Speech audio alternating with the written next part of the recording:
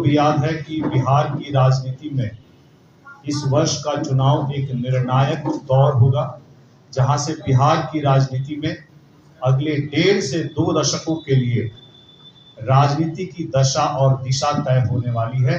अगले बिहार के कौन नेता होंगे 1.5 से 2 दशकों के लिए, ये इस चुनाव में तय होगा। ऐसे में हम लोगों ने अपनी पार्टी की तरफ से अपने नेता चिराग पासवान जी के लिए, बिहार के लिए, बिहार की राजनीति के लिए शाहाबाद से, आरा के रमना मैदान से नव संकल्प महासभा शुरू किया था। और इसी कड़ी में आरा के बाद हम लोगों ने छपरा में, मुंगेर में, गया में किया, और अगला जो हमारा नव संकल्प महासभा का जो पड़ाव है वह मुजफ्फरपुर की धरती है।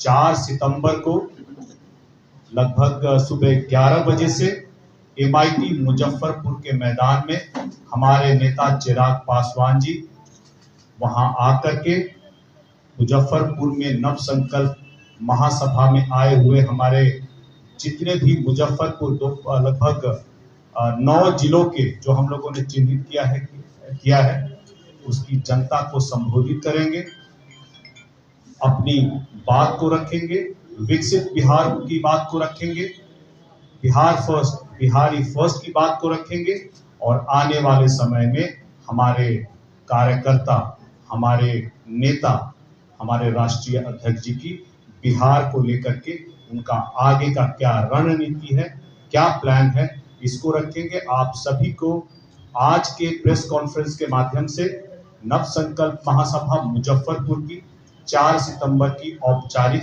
जानकारी देनी थी। इसके बाद आप लोगों के जो सवाल होंगे हम लोग उन सवालों का जवाब देंगे। कितने सीटों पर तैयारी कर रहे हैं? आपको सवाल सही से फ्रेम करना पड़ेगा।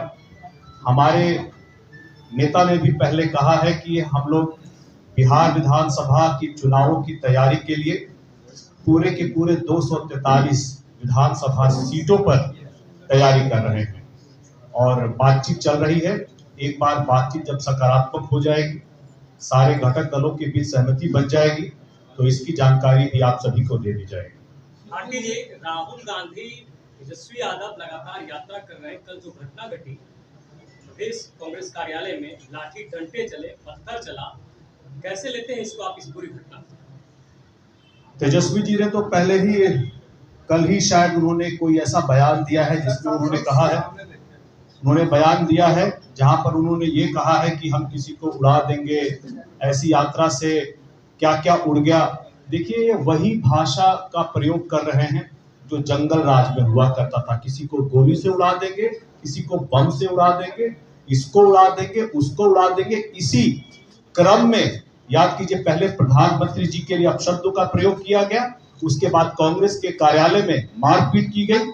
आने वाले समय में धीरे धीरे आप देखेंगे कि इसी तरह से जंगल राज की पुनरावृत्ति की अग्रसर होने की तरफ वो लोग चाहते हैं कि चुनावों के बाद दोबारा जंगल राज की सरकार आए। लेकिन हम लोगों को ये प्रयास करना है, बिहार की जनता को सोच समझकर यह प्रयास करना है कि जंगल राज की पुनरावृत्ति दोबारा बिहार में ना हो। लेकिन किसी पार्टी दफ्तर में बीजेपी के 2 मंत्री, 3 विधायक घुस जाते हैं, मारपीट करते हैं, तोड़फोड़ करते हैं, कितना सही है? देखिए, वहां पे घटना स्थल पे हूं नहीं मैं, लेकिन मुझे ये जरूर पता है कि अगर कोई भी मुझसे संवाद करने के लिए आएगा तो मैं कोई भी प्रतिकार करने से पहले उसकी बात को अवश्य सुनूंगा। और मुझे लगता है कि अपनी बात को रखने के लिए हमारे एनडीए के घटक, सबसे बड़े घटक दल के लोग गए थे, लेकिन मारपीट की शुरुआत कांग्रेस की तरफ से। लेकिन ये बात रखने थोड़े प्रदर्शन करने गए थे, कांग्रेस मुख्यालय में घुस गए, गाड़ियों का शीशा फोड़ दिया।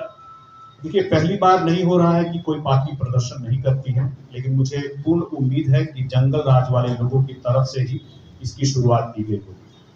सीट शेयरिंग पर आपका बयान कर रहे थे, सीटों पर हम लोग चुनाव पहले लड़ा था, तो क्या सीट शेयरिंग पर अपेक्षा बताएंगे ना? 243 पर तैयारी है? जी बिल्कुल, मैं उस बयान के बारे में क्लैरिटी दे दूं। मैंने जो कहा था उसका मतलब समझने की जरूरत है। आप याद कीजिए, जब से हमारी पार्टी बनी है, जब हमारे संस्थापक स्वर्गीय रामविलास पासवान जी हम लोगों के सबके बीच मौजूद थे, तब से लेकर के आज तक हमारी पार्टी, चाहे वो लोक जनशक्ति पार्टी थी या लोक जनशक्ति पार्टी रामविलास, कभी भी जनता दल यूनाइटेड के साथ हम लोगों ने बिहार विधानसभा ही नहीं, कोई विधानसभा का चुनाव साथ में नहीं लड़ा है। ऐसे में इसका एक अपवाद मात्र झारखंड हो सकता है, लेकिन बिहार विधानसभा के किसी चुनाव में हम लोग जनता दल यूनाइटेड के साथ चुनावी मैदान में नहीं उतरे हैं। ये हम लोगों के लिए एक इतिहास ही होगा, मतलब पूरे बिहार चुनाव में ऐतिहासिक होगा कि लोक जनशक्ति पार्टी रामविलास और जनता दल यूनाइटेड एक साथ विधानसभा के चुनाव में उतरेंगे। आपको याद होगा कि 2015 में हम लोग 43 सीटों पर एनडीए के घटक दल के रूप में चुनाव लड़े थे। 2020 में हम लोगों ने 137 सीटों पर अपने उम्मीदवार उतारे थे। ये मेरी व्यक्तिगत राय है, ये मेरे नेता की राय नहीं, ये मेरी व्यक्तिगत राय है कि हमारी पार्टी के लिए कोई भी सम्मानजनक समझौता इन्हीं 2 सीटों के आंकड़े के बीच में होना चाहिए। 2024 के चुनाव में राहुल गांधी इसी तरह से उत्तर प्रदेश में घूमे थे, नुकसान हुआ था बीजेपी को। इस बार फिर वही स्ट्रेटजी अपना रहे हैं, ओबीसी, ईबीसी, दलित वोट बैंक पर पूरी नजर है। क्या लगता है इस यात्रा से कोई फर्क पड़ेगा? देखिए, वोट अधिकार यात्रा जो राहुल गांधी निकाल रहे हैं, इससे जनता के बीच में बहुत ज्यादा फर्क नहीं पड़ रहा है कि कोई भी यात्रा को सफल होने के लिए जरूरी है कि वो जन आंदोलन बने। ये सिर्फ और सिर्फ राहुल गांधी और तेजस्वी जी की यात्रा बनकर के रह गई है, और ऐसी यात्रा जिसमें प्रधानमंत्री जी के लिए अपना नैरेटिव चलाने के लिए, जनता के बीच में भ्रम फैलाने के लिए, अगर उनका नैरेटिव नहीं चल पाता है, जनता के बीच उनका भ्रम जाल नहीं चल पाता है, तो ऐसे में प्रधानमंत्री जी के लिए अपशब्दों का प्रयोग करते हैं। आपको याद होगा इसी बात को 1 साल पहले लोकसभा चुनाव 2024 में भी तेजस्वी यादव जी का मंच था जमुई लोकसभा चुनाव में, उनके ही मंच के सामने से हमारे नेता चिराग पासवान जी के लिए भी अपशब्द कहे गए थे। तो ये उन लोगों का इतिहास रहा है, संस्कृति रही है, और आप जंगल राज के नेताओं से राजनीति में शुचिता का क्या उम्मीद उनसे नहीं कर सकते हैं। और मुझे लगता है कि यहाँ पर राहुल गांधी जी और तेजस्वी जी जिस तरह से यात्रा कर रहे हैं, यहाँ आकर के जनता के बीच में अपना नैरेटिव और भ्रम फैलाने का काम कर रहे हैं, जनता को भी समझ में आ रहा है कि यह लोग चाहते हैं